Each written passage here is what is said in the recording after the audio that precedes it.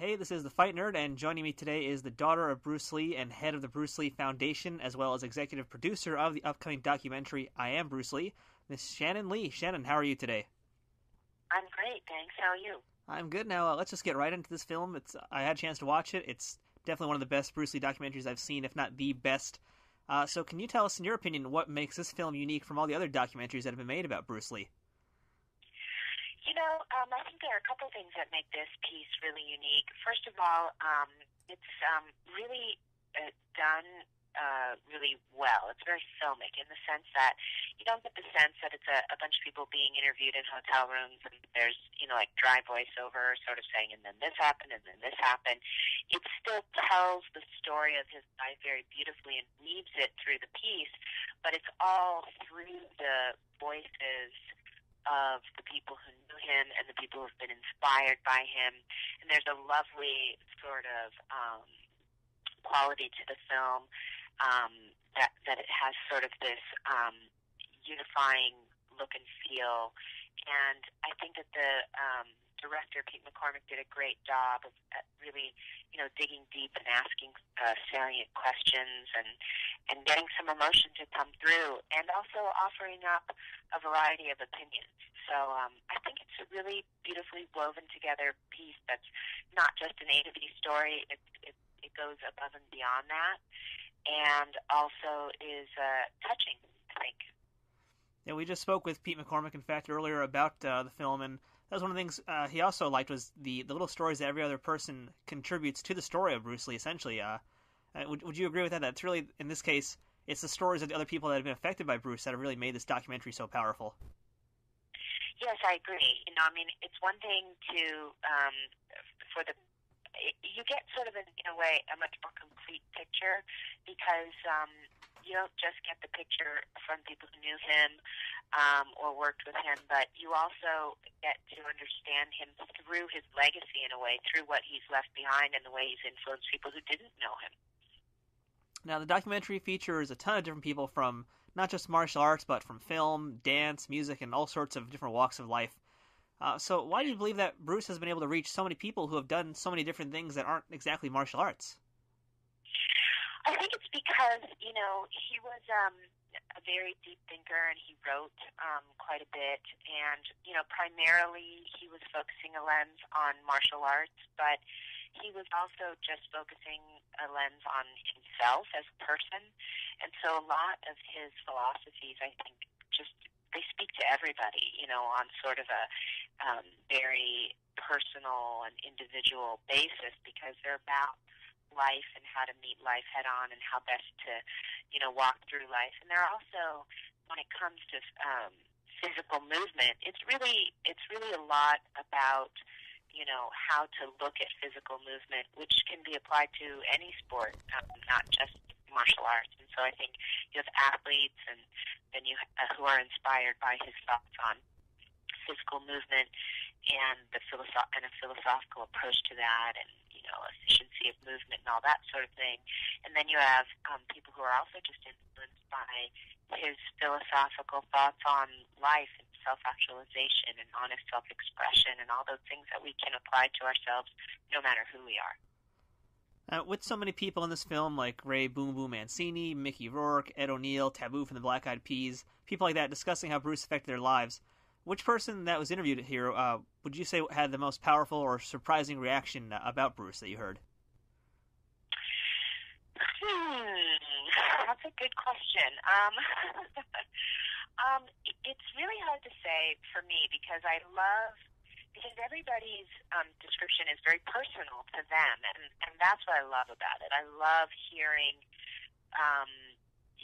the personal influence that they've had in their lives, and so, I think it's all very interesting to me that all these different people have been so affected by him. I loved listening to Taboo talk about the way that my father had influenced him as a performer and just as a person too. And I thought Reggie Hudlin had a lot of really great things to say as well. Everybody had really wonderful things to say. It would be hard to pick just one. And also, you guys spoke with a lot of MMA and UFC fighters in this documentary, including guys like John Jones, Kung Lee, Stephan Bonner, and Gina Carano. Mm-hmm. And one of the things discussed in the documentary is whether or not Bruce is technically the father of mixed martial arts. And I know you've discussed this on your blog before as well, and in the film. So what's your opinion on whether or not Bruce was the father of mixed martial arts? Well, obviously that's a moniker that comes in hindsight, right? I mean, he certainly at his time he would have said, "What's mixed martial arts?" But here's what I think, and I think that the documentary is interesting because it talks about other people who were also experimenting with the notion of looking into more than one art. And my feeling of it is this. My father definitely was interested in the notion of being a complete fighter and being from top to bottom and being able to defend and attack in any situation in which you found yourself. And he also believed that in order to do that, you couldn't just stay inside one box and only know one style of fighting. At the same time, I would say that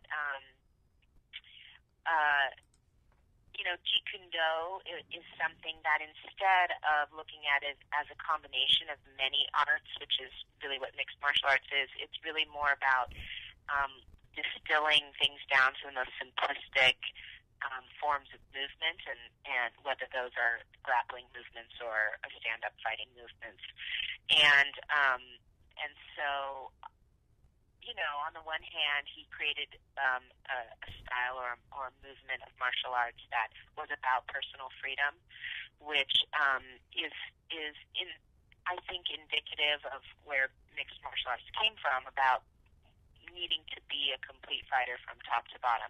Now it does it more through the study of specific combination of arts. A lot of people are doing jiu-jitsu and Muay Thai and what have you into their arsenal. They're not necessarily breaking it down into a more free expression than that.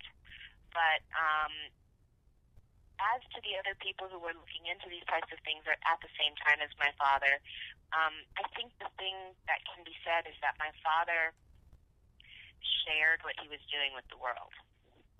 And that's the difference. And that's why he's called the father of mixed martial arts. Because what he was doing and what he was thinking about, he was writing about, he was sharing it, he was teaching it, he was putting it out there into the world, and that's why he's remembered today, and that's why I do believe that the line can be traced back to him. Now, you personally are also a fan of mixed martial arts fighting, correct? I am, yes. I like to go to the fights. So who are some of your favorite fighters right now? I love to go to the fights. I don't follow, real super closely. I think John Jones is great. I have a lot of respect for GSP, but I think there are a lot of great fighters out there. Anderson Silva obviously is an interesting one, and but I'm not like the guys in my office. Like, they can tell you every single fighter and and his stat, and who he's going up against and what the chances and odds are and all that sort of thing. I just really love to go and appreciate the fights and watch them, but I don't follow real closely. Would you like to make an early prediction on the John Jones versus Rashad Evans fight, maybe? Tough questions. Gosh, I don't know. I haven't really been looking at where those guys are at the moment. So I'm probably going to refrain. All right. Well, we'll ask again in a few months when the fight's ready to happen. There you go. You can get back with me then.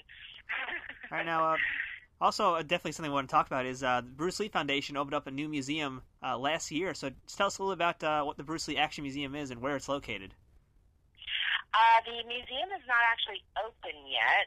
What not we yet. announced was the kickoff for the building of the museum.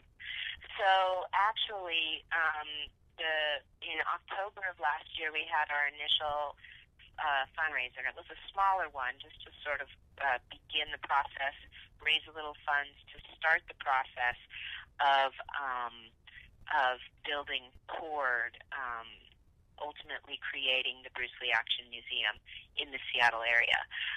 The Bruce Lee Action Museum is going to be much more than a memorabilia museum. Of course, there will be memorabilia, and his library of books and writings and all that will be on display. But the overall and overarching theme of the place will be the notion of action. And I think that one of the reasons that my father's legacy is so remembered today is because he was such a master, if you will, at putting his thoughts and beliefs into action and testing those and cultivating them and learning from his mistakes and being sort of the ever ongoing student. So he really. Action is really something that he exemplified throughout his life, and really, to me, is his legacy, whether it's martial action or filmed action or social and cultural action, the ways in which he, dealt with prejudices and expressed his Chinese culture out into the world, or whether it's philosophical action, his thoughts on self-actualization and on a self-expression. And it's really going to be an educational facility that looks at the notion of action in all its different forms as expressed through his legacy. And I'm really excited about that.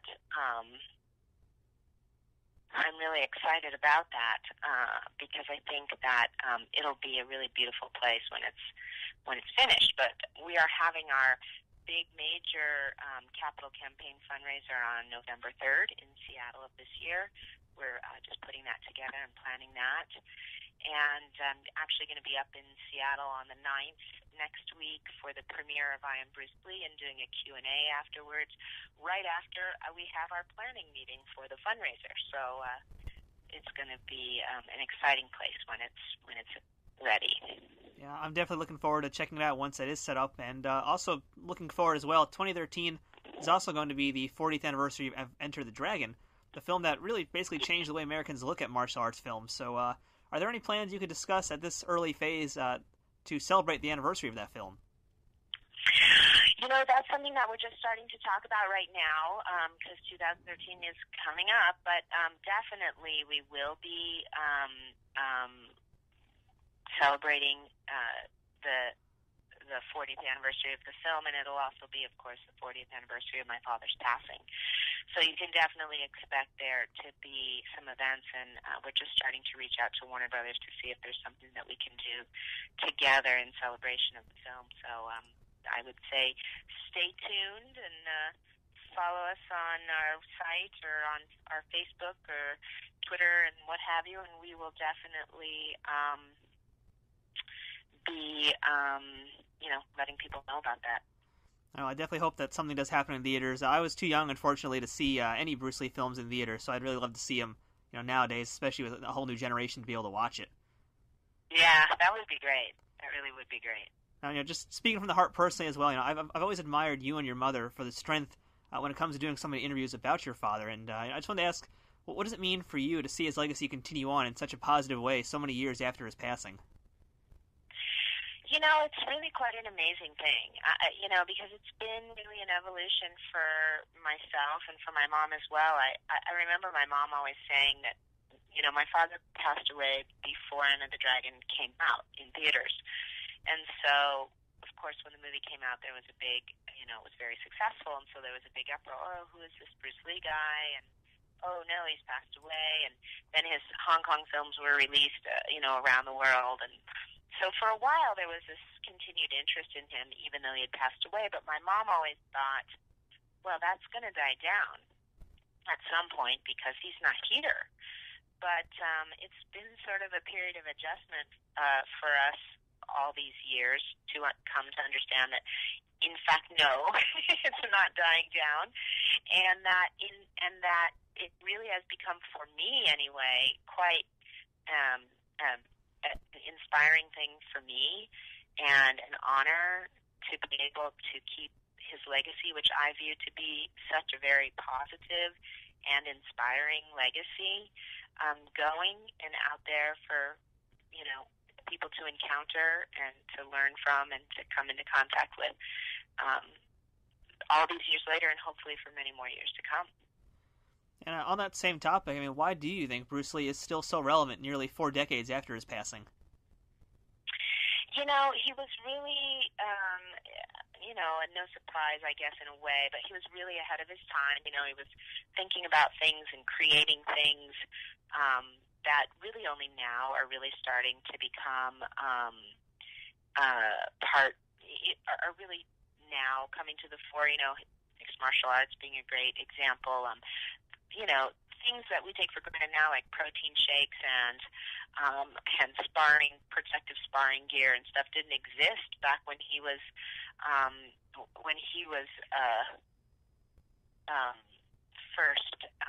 when he was doing all of that and creating that and designing his own exercise equipment and really looking at philosophy and integrating it with martial arts and all these sorts of things. So he was really quite ahead of his time, but and so in that way, we're in some ways just starting to really understand his influence and really starting to be able to integrate it into our lives. But really what I believe is that the reason that we remember him today is because he was a person who was very interested in expressing who he was. He was very interested in his own uncovering the evolution of his own journey and then sharing that with the world. And because he shared that with us, and because the person, he was sort of always inserting himself and his philosophies into everything that he did, and it was coming from a very authentic place. And I think that we continue to remember him today because what you see when you look at Bruce Lee is a completely individual and unique expression that he put out there. And there's never been anything like it, and there never will, because it's purely him. I'm positive all my listeners out there are going to totally agree with that statement because it's absolutely true. Now, to all my listeners out there, you can check out I Am Bruce Lee in theaters near you on a limited release this February. And if you do miss it then, you can check it out on Spike TV in March. Shannon, thank you very much for speaking with us today. Thank you.